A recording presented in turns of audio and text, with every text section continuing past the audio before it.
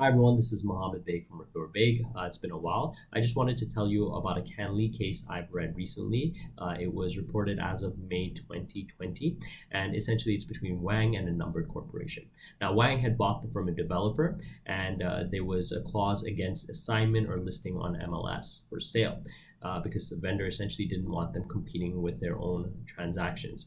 And what ended up happening was Wang listed it on MLS. The vendor found out and told them to remove it, otherwise they would be in default. Well, they were actually already in default at that point because it was in breach of the agreement.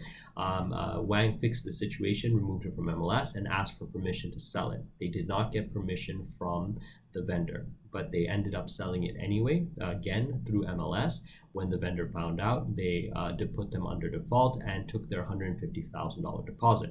So Wang was essentially seeking relief from forfeiture because they found that the amount that was taken from them was grossly overpriced, essentially. And what they ended up finding was the judge said that since they were in breach multiple times, they showed a pattern of disobeying the clause in the agreement purchase and sale, and it had clearly stipulated that they were not allowed to list it on MLS, and they had been warned the previous time, so they lost their full deposit. So just a few takeaways from this is that if you're planning to buy from a builder, first of all, make sure to get your APS reviewed if you're not familiar with it, so that you are understanding of the terms that you're signing on to.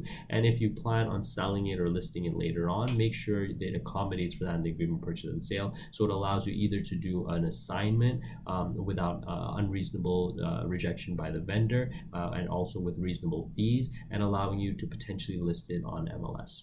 Thank you.